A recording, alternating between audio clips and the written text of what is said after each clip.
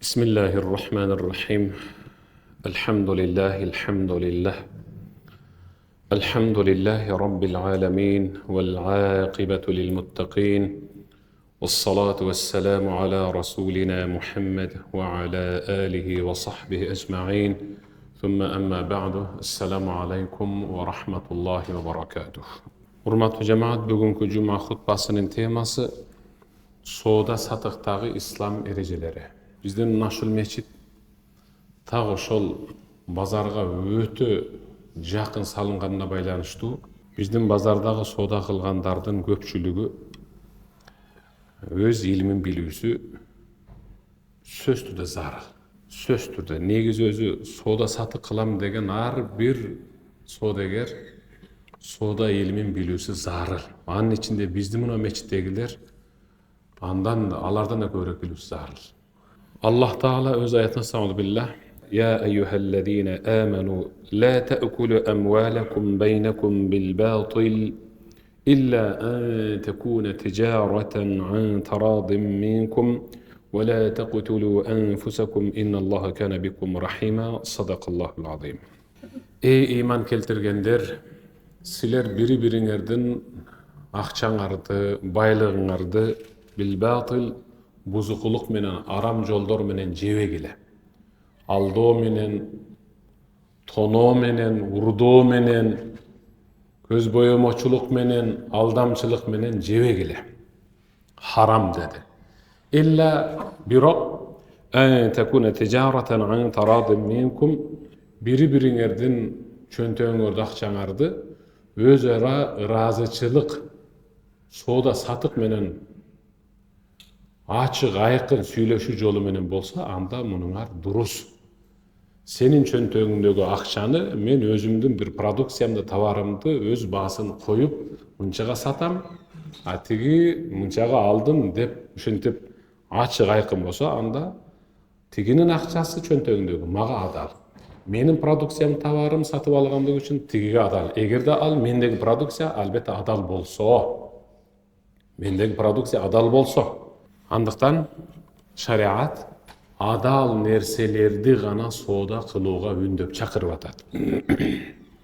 Пайгамбарыбыз Мухаммад саллаллаху алейхи ва салламдан Руфаат ибн Рафи, Аллах мандан разы болсун, риwayat кылып мындай дейт. Пайгамбарыбыздан сахабалар сурашты.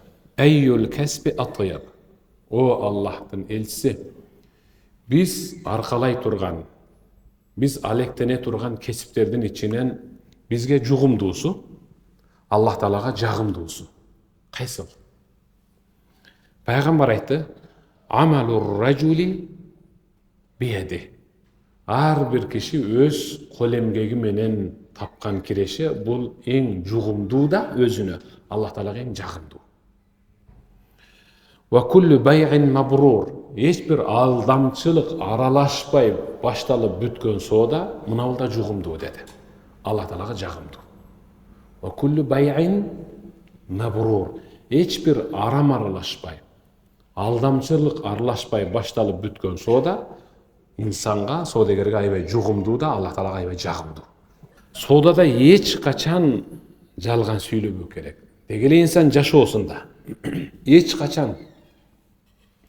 Мисалы Пайгамбарыбыз Мухаммад саллаллаху алейхи ва саллам эннал бир эннасит яхди илал бир. Чындык инсанды жакшы амалга, жакшы жашоого, жакшы инсандардын жамаатына тартып келет. Ва иннал бир яхди иля ал-жанна.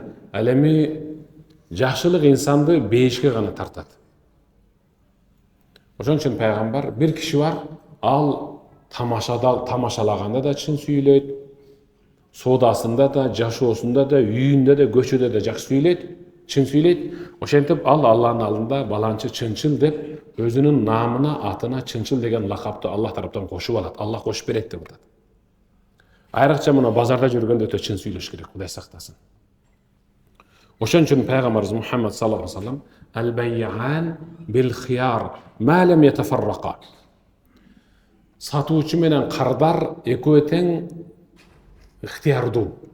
Эгерде келишим түзгөн жерден эле экөө тең туруп кетип, бириси тияка, бириси бияка бөлүнүп кетпесе.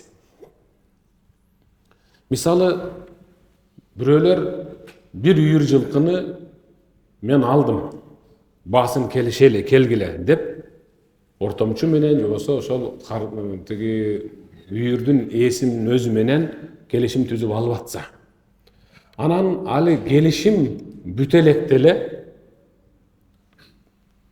мунусу бияка, тигиниси тияка кетсе, ортодогу соода бузулду деп эсептелет. Кайра келип башкадан башташ керек.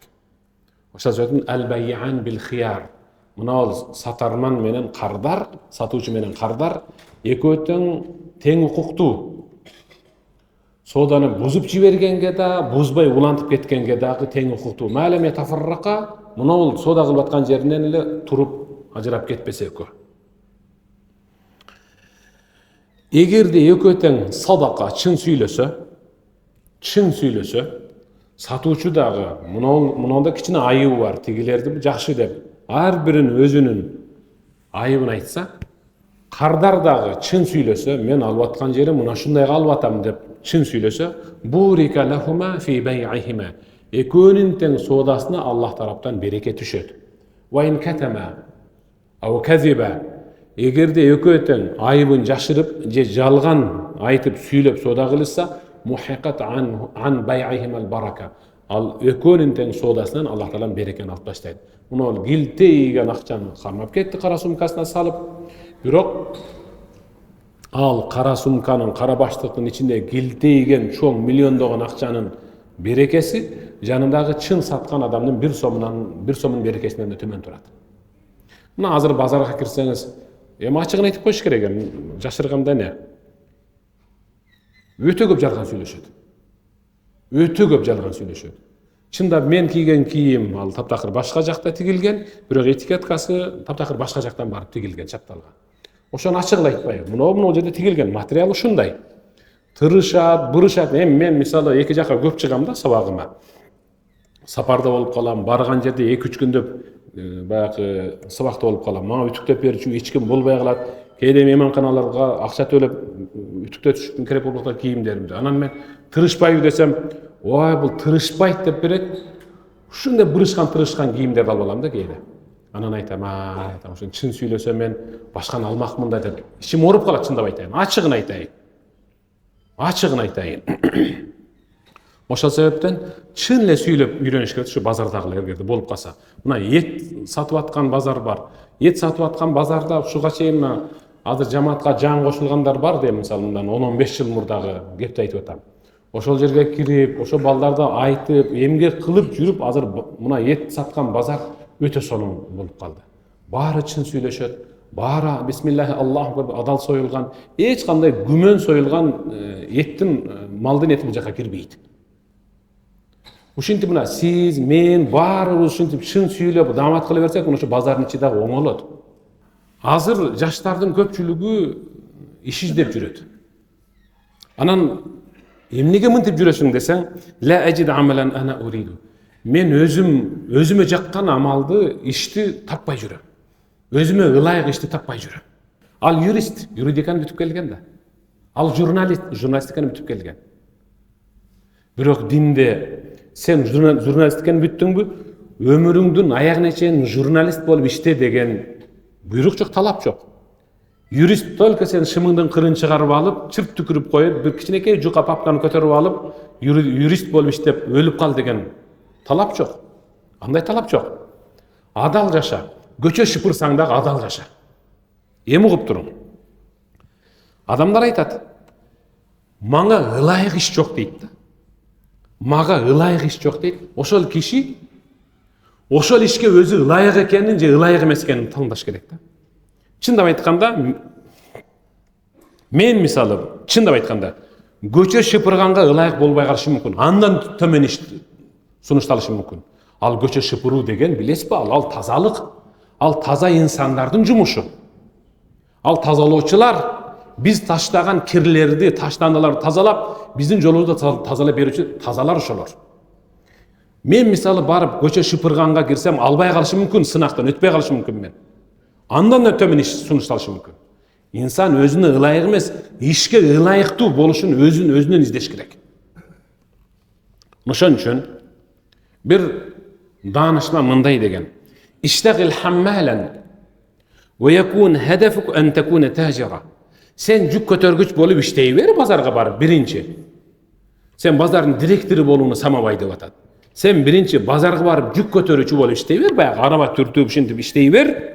Bирок yük kötörüp yürüp oşol жүгүн саңа арткан соодагердей болууну самаганды таштаба, сен ошондой болушуң керек деп атат.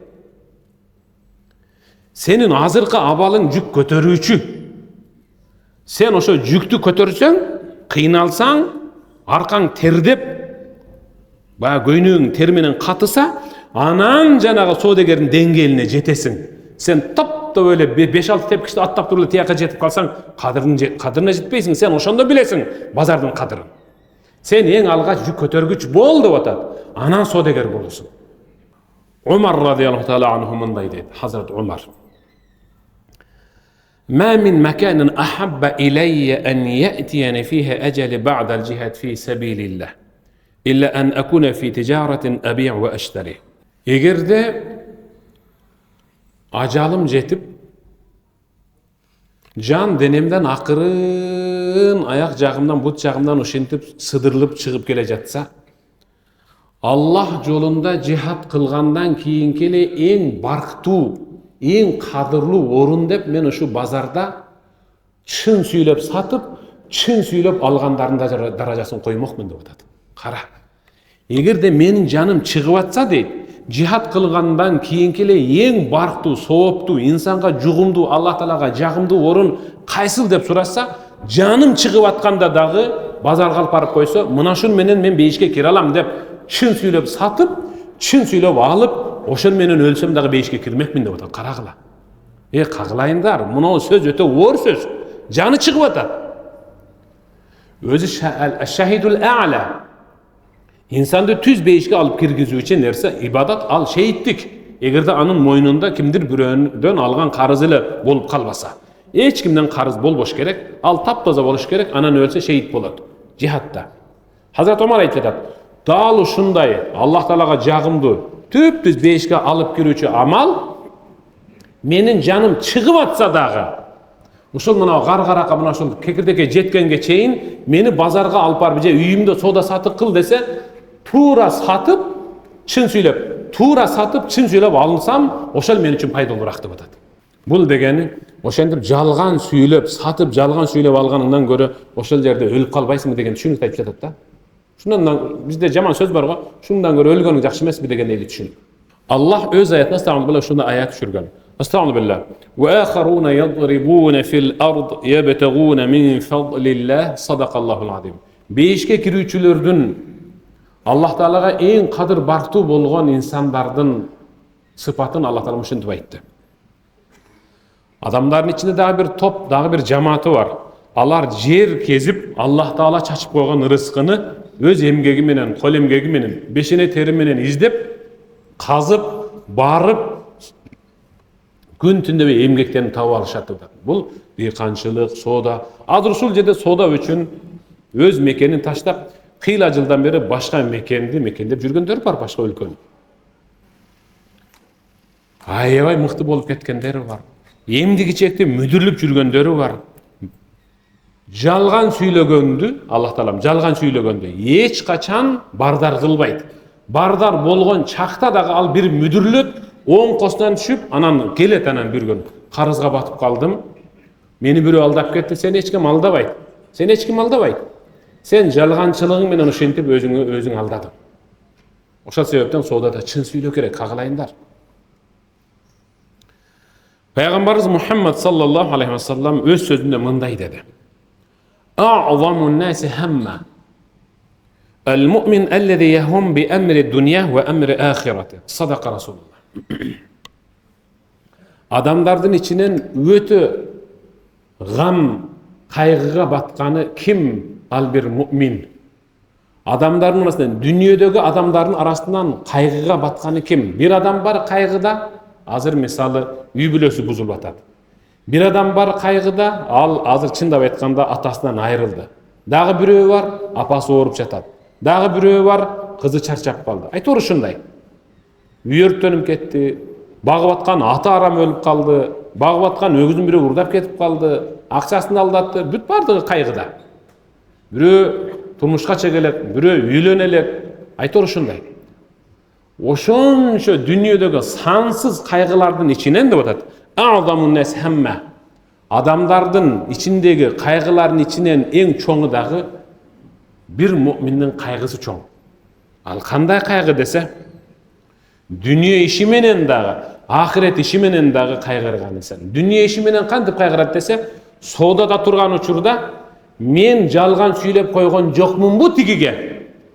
Мен сатып жаткан продукцияны же товарды элдин көрүп турган, көзү көрүп турган нерседен ашыкчараак мактап жибербедимби жалган кошуп деп. Кайгырса, мына ушунун кайгысы чоң. Ахирет үчүн албетте ахирет үчүн кайгырыш керек. Мынеки ахирет үчүн кайгыргандар мынтип жумага келди бүгүн, дагы келем деп атат, келген атат, жолдо келе жатат мына ушинтип. Андыктан пайгамбарыбыз Мухаммад саллаллаху алейхи ва саллям ат-таджир ас-садуq yuhshar yawm al-qiyamah ma'a as-siddiqin wa ash-shuhada sadaqa Rasulullah. Çin söylegen sodagер. Özünün ziyanına bolsa dagı çin söylegen sodagер al kıyamatta şehitler menen, sıddık çınçılдар menen birge turat. Peygambarlarga koşuna bolot. Mına şul bazarga uşul sözdü жазып bilip koyuş gerek je günde bir kança jol uşunu radiodan uşuntip bir жаңыртып koyuş gerek. Çin söylegen hareket kılış gerek da. Çin söylegen. Şul azır үйүнө konok Qoqustan gelip kaldı. Kede ушундай да мисалы, кеде алдын ала белгиленген коноктор болот. Биз баратабыз, жума күнү барып калабыз, саат мынчага дейт, ал даярданат. Кеде чакырылбаган конок келип калат. Qoqustan келип калат алда, көз орудай болуп. Кеде мисалы үйдө бир иш-чара болуп калат айтор. Белгиленбеген, пландалбаган. Ошондо базарга өзүң келе каласың, же жакыныңды чаптара каласың, момундай деп алып кел десе, алып барса коноктун алдына сен уят кыла турган нерселер болуп калышы мүмкүн. Дал ошол учурда ошол баягы базардагы жалганчы содагер күнөөкөр болот да. Табииндердин бирөөсүнөн адамдар сурашты. Чын содагер, чынчыл содагер. Ахуа ахаббу илейхи амил мутафарриг лил-ибада. Айтыңызчы, сизге мына биз сураган экөөнүн кайсынысы жакшы? Чынчыл содагер жакшыбы, же мечитте сүлкүлдөп, сопулук кылып, тасбих айтып, зикир кылып отурган жакшыбы? Кайсынысы сизге жакшыраак? Чынчыл содагер жакшыбы, же сүлкүлдөп, тасбих айткан, зикир кылган жакшыбы деди. Ал айтты: "Ат-таджир ас-садуq." Мага чынчыл, чын сүйлөгөн содагер жакшы. Эмнеге? لأنه في جهاد يأتيه الشيطان من طريق المكيال والميزان من قبل الأخذ والعطاء فيجاهد. Шындап айтканда мен ошол базардагы чынчыл содагерди тандайт элем. Ошол жакшыраак, кадыры баркы бир аз жогорураак. Эмнеге? Анткени ал шайтан менен жихадка чыккан инсан. Шайтан менен күрөшкөн инсан. Ал чын содагерге шайтан метр же тараза, же грамм, же миллиграмм, же килограммдан алдагын деп келип турат. Ошону менен урушуп турат. Адамдардын укугуна кирбейт ал эч качан. Ошондой шайтан кытыгылап, ушул жерден кичине уруп калган эле. Кечеги жетпегениң азыр мындай кыла койсоң деп туруп, калькулятордо мындай бир уруп койгон эле деген жерде шайтан менен согушуп жаткан мына ушул чынчыл содагер мен үчүн жакшыраак. Эми базарда ар кандай инсандарды көрөбүз да. Аллах Таала Кур'анда астагфирулла вайлул лил мутаффифин. Кудай сактасын. Кур'андын 30-бөлүгүндө мутаффифин деген сүрө түшүргөн. Таразадан, өлчөөдөн алдап калгандар деп. Дал ошолорго тозоктун ичиндеги вайл деген өрөөн болсун. Пайгамбар айткан, ал вайл кандай десе, башка тозоктор. О Раббим бизди вайлга салып азаптай көрбө деп суранышат деген. Ал эми соодада метрден, таразадан, өлчөөдөн, грамм, миллиграммдан алдап сода кылгандарга Аллах өзү каргыштап, дал ошолорго тозоктун ичиндеги вайл деген өрөөн болсун деди. Бул дүйнө өтүп кетет эртең. Мына 20 жыл мурда сиз көргөн содагер азыр жок. Al жердин астында жатат азыр. Ошол миллиграммдан уруп, балким кыйналып аткандыр. Же миллиграммдан чын кылып, бирөөгө оорураак кылып, таразалап, өлчөп берип, ал жыргап жаткандыр. Абдуллах ибн Мас'уд мындай дейт. Инна ла акра an ara ar-rajula farigan la fi amri dunya wa la fi akhirati. Je dünya işi menen alıp uruşpagan, je ahiret işi menen kam görбөгөн kişini görsem men takır jaktırbayman. Je dıykançılık kılsın, je bazarga barsın, adal emgek beşine tör töksün. Je bolbosa al sajda kılıp Kuday Taala'dan kechirim surasın. Uşul ekönün ortasında, çel kalkın ortasında yürgen insan men takır jaktırbayman deyt Abdullah ibn Abbas. Abdullah ibn Mas'ud aytadi. Bazar бұл чоң madani орын деп койсок болот. Дал ошол базардан маданият таркалат. Сөгүнүүнү дагы, жалган айтууну дагы, алдоону дагы ушу базардан уну үйрөнүшөт көпчүлүгү. Эгерде ар бир сатып аткан киши чын сүйлөп, жакшылыгыңызга буйрусун Аллах Таала. Дал ошуну жегенден кийин Аллах Таалам ибадатыңызга күч кубат берсин. Sizlerге насип кылсын, жуксун ушул, шифа болсун деп турса, кандай сону сөз? Кандай сону сөз? Базарда, мисалы, Малайзияга дин базар менен жеткен содагер менен. Алдамчылыкта бирок ошо базардын ичинде. Ошол себептен сода илимин билбеген киши эч качан базарга кирип сода сатык кылбаш керек. Хазрат Умар ибн Хаттаб мындай дейт. Хазрат Умар ибн Хаттаб мындай дейт. Allah mandan razı olsun. Kana yatuf fi suq. Al halife olup turgan uçurda günde gün alıp bazardın başından kirip ayağından çıkıp bir neseni eskerteteler. Ar kadam sayın uşun teteler. La yab'a fi suqina illa man yafqah. Ve illa akala riba sha'a am aba. Qarasın, sözün qarap koygola. Bizdin bazarda bazar ilimin bilbegender taptakır, soda satık ilimin bilbegender soda kılbasın. Bizdin bazarda soda ilimin bilgender gana soda satık kılsın. Egerde ilimin bilbese, anda al kalay ve kalavay ve sütkorluğa malınıp kalışıktı mal dep eskertip çıkıp edeteler. Hazır şunday da, aldırına misal, aldına düşkele bazarga, mına ol, ıldığı kavatga. Telefon dordu, вақтылы беріп атады. Сүтқорлық болып қалшықты мал. Чоң тракторларды, чоң мысалы техникаларды, машиналарды азыр мысалы мурабаха деп бардық жерде шентіп атады. Сүтқорлыққа малын қалшыңызықты мал. Азыр инсан өзінің чөнтөгін толтырып байыш үшін дин життантып атады. Дин життан, ислам життантып атады. Анда Құр'ан бар, мында хадис бар, біз далил сұрадық деп. Ешқандай далил жоқ. Өте этият болың, абайлам. Өзіңіздің бешіне теріңіз менен тапқан ақшаңызды гил теген арам, ақшаңыз менен үйіңізге гил теген арамды алып кіріп албаң. Сіз ошол арамның арқасынан далай жыл өзіңіздің үй бүлөңүздү багышыңыз ыктымал да. Телефонуңуз карызга алып алдыңыз. Наг алсаң мынча, наси алсаң мынча деп кошуп атышат. Кудай сактасын. Дал ушул телефон саткан жерде шариаттын өкүмдөрүнө дал келген эреже менен сатып жаткан болсо, анда ал дурус. Шариаттын өкүмдөрүнө дал келген эрежелери менен сатып жаткан болсо, эч кандай пайыз кошпой, дал ошол насия болгондугу үчүн гана, мынча убакыт болуп калгандыгына себептүү, биз мынол жерде светке, орунга, муну нерселерге төлөмөкчүбүз. Ушул акчаны гана бересиз десе, анда ал дурус. Содада дагы бир жан кейиткен нерсе. Эч качан сода сатык инсанды Аллах Тааланын зикиринен, намаздан, ибадаттан тоспош керек. Эч качан.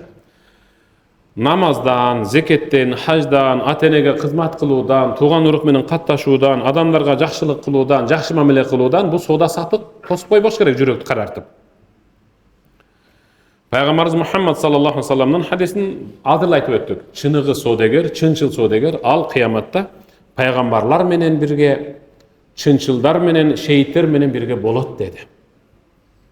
Аллах өз аятында стамыл билла: "Риджалун ла тулхихим тижаратун ва ла бай'ун ан зикриллах ва иқамис салах ва итаиз зака يخافون يوما تتقلب فيه القلوب والأبصار صدق الله العظيم. Rijal. Kur'an'da dal uşunda rijal degen sözden esepteliği gana kelgen. Rijal minel mu'minin. Müminlerin içinde erkekleri vardı. Allah Teala uşunday degen. Biz birөө менен убадаlaşkanda mında kol kısıp durup erkekçevi deymiz. Oşunda narkı hiç kaçan aytpayt da, yok, bu jağı katınça bolup dursun debeyt hiç kaçan. Kolundan gelbese dele al erkekçe deyt. Anan bayakı karızdı geçtiktiriп yürgende dost men katınça bolup kaldım, kişine uzarıp durasızbı demeyt. Dagı del erkek boyunca türe beret. Erkekçe berem deyt. Dagı da uzarıp beret erkekçe dep. Erkekçe degen түшүнүк bul Kur'an'da var. Erkek degen al aytkan sözünde turat. Erkek hiç kaçan uadasından kayıtpayt. Erkek al aramga iki adam tilin tartıp, iki kolundan karmap, oğuzun jirip aram kalıp barsaң dagı al jibeyt. Kebirler aytat ko, zordukta, ушунда баягында мажбур кылып, эми достуктан кечип жүрелби сен дедиле, ошондо кичине ара калып койдум дейт го. Ал эркек эмес ал. Ал эркек, ал накта катын ал. Mana ошол жерде Аллах Таала айтып, rijal, erkekler var. Erkekler var. La tulhihim tijara. Kerek bolsa alарды соода сатык дагы. Allah Taalаны zikir kılуудан, namaz turguzуудан, zeket berүүдөн эч качан аларды кыла албайт. Namazdan, Allah'ını zikir kılуудан, zeket berүүдөн, соода сатык ал эркектерди аларды кыла албайт. Алдай албайт. Анткени ал эркектер жүрөктөр менен көздөр оодарылып кала турган кыяматтагы коркунучтуу күндөн коркуп турушат дейт. Шайтан ар тараптан келет, бияктан келет, бияктан келет. Фудайль ибн Айяд деген табиин баласы эрте менен таразанын, момундай, таразанын тегиз кичинекей мында чекес кайрылган табагы болот. Мисалы таразада. Ошону аябай арчып, астындагы, үстүндагы ушинтип арчып атат мынтип. Балам, эмне кылып атасың десе, түнү коюп койгондон кийинки, бүгүнкү азыркы багымдаттан кийинкиге чейинки түшкөн чаңды арчып атам. Ушул чаңдын салмак үчүн арчыбай сатып берип, мен кыяматта ошол кишинин укугунан суралып калбаш үчүн арчып атам чаңды деген карагыла. Ошондо Фудайль ибн Айяд отура калып ыйлаган, айнанайын, садаган кетейин айнанайын, балам, ушундай такыбалыгың мен үчүн 20 умра bir hac kılganından artıqırak деген. 20 umranın bir hacdın soğunan oşonu jasap, mağa oşoların soğun arnağanından uşunungdun soğu mağa artıqırak деген karagıla. Soda da öte tak boluş gerek. Soda da siz özünüz elemez. Jeturpağınızdı misal tozakka tartışınız mümkün, Kuday saktasın. Sahabalar.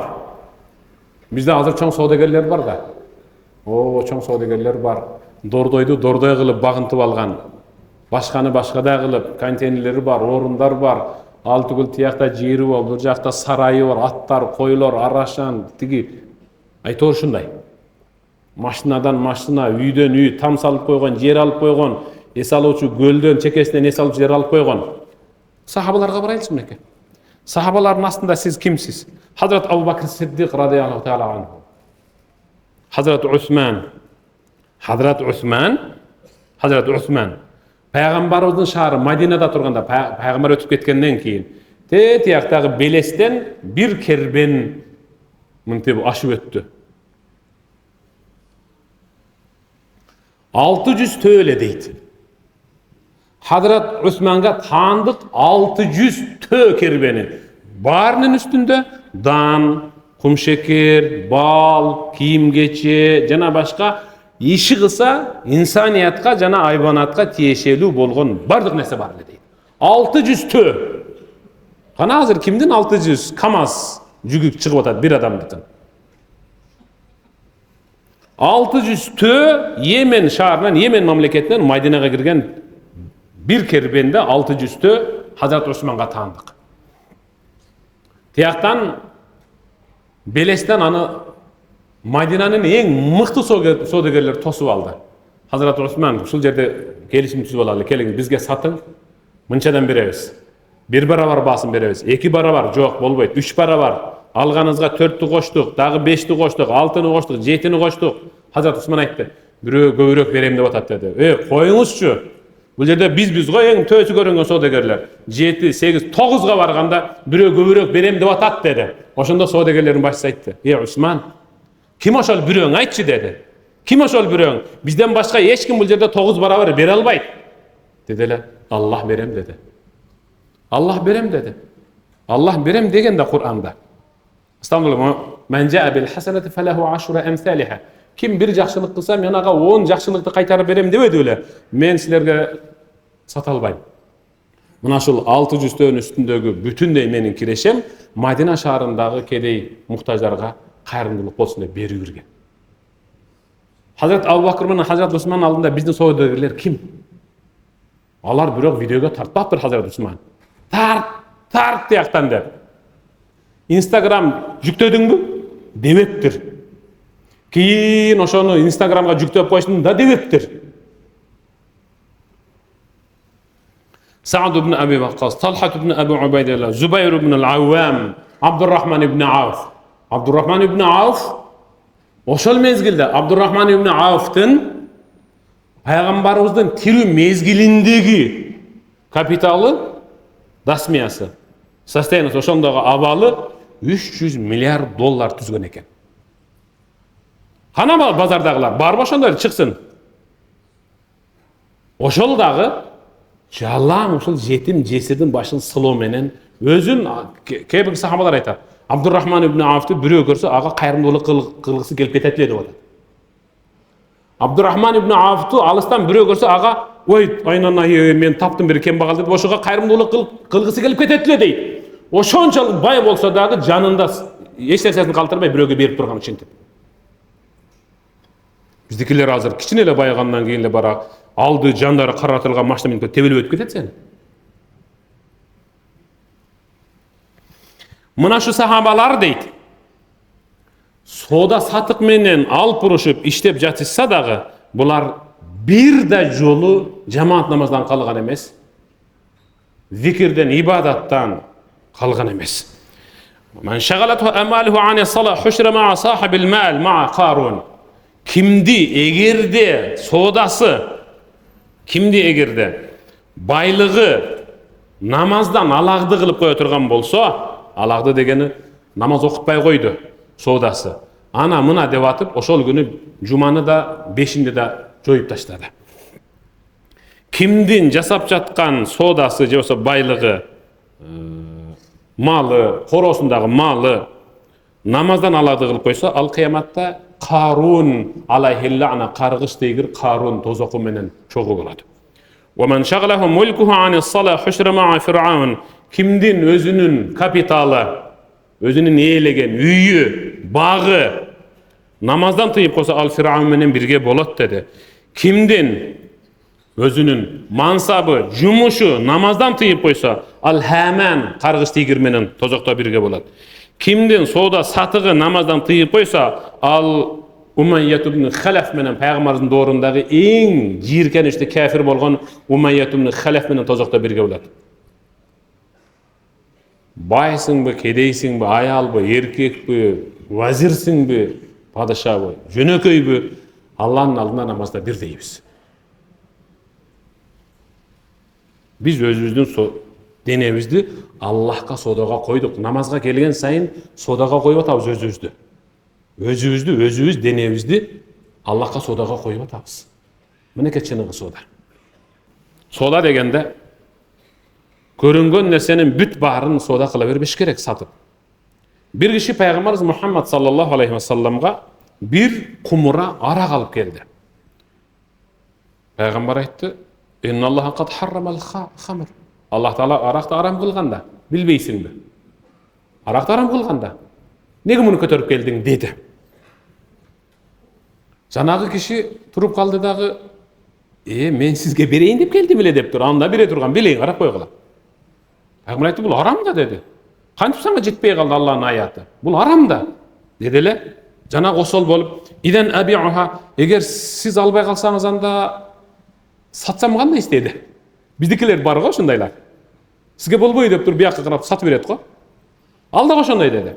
Сатсам кандай дейсиз деди. Пайгамбар айтты: "Инналлази харрама шурбаха харрама бай'аха." Кара, пайгамбар ошондо ушул хадисте айткан. Аллах харам кылган нерсенин акчасын да харам кылды деди. Аллах харам кылган нерсенин акчасын да харам кылган. Азыр мисалы дүкөндөргө киргиле, мен биздин дүкөн адал дейт. Кебир мага өткөндө бирөө айтты. Биздин дүкөн адал, устаз, бүт барыңызды, бирок ушу тамек сатып атабыз деп коет. Сигарет сатабыз дейт. Тамеки харам, ким айтты адал деп? Ким айтты ошону адал деп? Ким айтты ошону макрух деп? Ал харам. Ачык айткыла, нас харам. Ден соолукка зыяндуу нерсе бу, ал харам. Аллах харам кылган нерсенин акчасы да харам деди пайгамбарыбыз. Анан жанагы эми кутулгусу келип, "Идан укарим бихал яхуд." Анда бул эми айтып атасыз мусулмандарга харам да, туурабы деп? Туура. Муну кафирлерге берип койсом кандай дейсиз деди. Кара. Кафирлерге берип койсом кандай дейсиз, Аллахтын элчиси? Эми атай көтөрүп келдим эле деди. Инналлази харрама бай'аха ва шурбаха харрама ан тукрам бихал яхуд. Пайгамбар айтты. Аллах колдонууну арам кылып, анын акчасын арам кылгандан кийин аны бирөөгө белекке берүүнү дагы арам кылды. Еврейлерге де бербе, сен анын арам экенин билгенден кийин эмнеге аларга арамды берип атасың? Фамада асна биха? О Аллахтын элчиси, анда эмне кылайын деди? Пайгамбар айтты: "Изхаб фашанниха алал батха." Бар, аркаңа кайттагы муну жылгага, муна коктуга кирип туруп төгүп ташта сайга деди. Мынеке. Мана кагалайындар. Арак харам, тамеки харам, баягы такталбаган колбасалар харам. Мен сөзүмдөн баягы бөйрөктөн шыйрак чыгарбай тазараак уккул эми. Муну ал жерин арам кылып коюп турга дебейм. Мен арамды арам эле дейм. Кантип адал кылам? Бөйрөктөн шыйрак чыгарбагыла. Сураңыз, алдын ала айтып коеюн. Бөйрөктөн шыйрак чыгарбагыла. Содада көз боемочулук деген ал харам. Бизде көз боемочулук бар. Пайгамбарыбыз Мухаммад саллаллаху алейхи ва салламдан Хазрат Абу Хурайра, Аллах мандан разы болсун, риwayat кылып атат. Пайгамбарыбыз Мухаммад саллаллаху алейхи ва саллам бир күнү марра ала субрати таам, базарга кирип бир кишинин алдындагы үйүлүп турган арпа бу, буудай бу, айтор, жүгөр ошондой нерсени көрдү. Фадхала ядаху фиха. Пайгамбар акырын колун алды, бисмилла деп мынтип, колун аралаштырып, баягы төгүлүп турган нерсеге ушуна киргизип, мында чыгарды эле. Колдору ным болуп калды. Үстү бирок суу эмес. Колдору суу болуп калды. Пайгамбар: "Ма хада я сахибат таам?" Бул эмне деди? Бул эмне деди эле? Жанагы киши айтты: "Асабату сама я Расулуллах." Бир аз мурдараак кичине жамгыр себеледи эле да, деди. Пайгамбар айтты: "Афала жаалтаху фауqa at-ta'am hatta yarahu an-nas, faman ghashshana falaysa minna."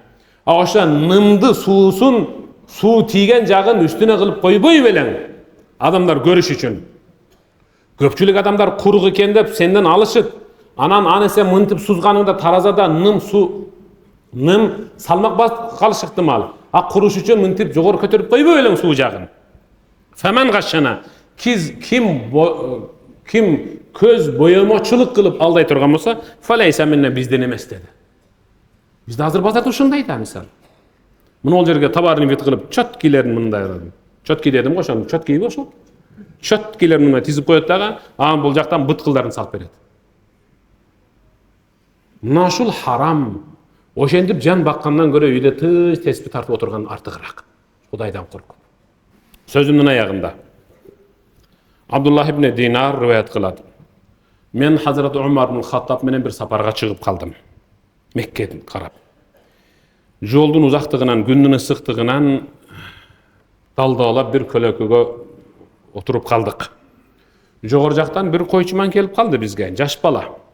Хазрат Умар бери келиңчи деп жанагы койчуманды чакырып сурашкандан кийин: "Бул кимдин кою?" деди. "Инни мамлук, мен койчуманмын, бул мага аманат." "Сатпайсыңбы?" деди. "Жок, менин моюнда аманат да" деди. Хазрат Умар айтты тамашалап: "Кой жоюнуңа bir gozunu böörü tartıp ketip dep koyarsın da dedele koyçuman şuna qarap durup sömeyini öde götürüp Huday Taalaçı dedi. Allah Taalaçı. Men go kojoyundu alday alam makul. Allah daçı. Allah kantıp aldayım. Görüp turat da dedi. Hazreti Umar tamaşa kılvat tamaşanın arkasından ıyrap jiberdi uşul sözdü ukkanda.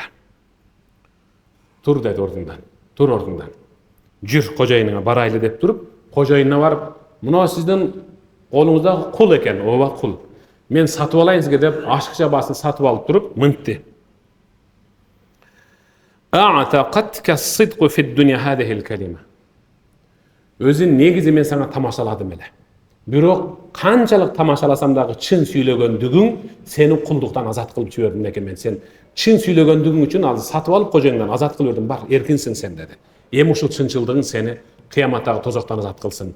Emi bekem bol dedi. Uşul sebepten bazarda bolganda çın süylöp özübüzdün denemizni tozaktan boşata bereli. Ayatlarga sadaqallahul azim, hadisge sadaqa rasuluhul kerim. Amin. Allahumma innaka afuwun kerim. Tuhibbul afwa fa'fu anna ya rahim bi rahmatika ya arhamar rahim. Allahu ekber. Esselamu aleyküm ve rahmetullahi ve berekatuhu.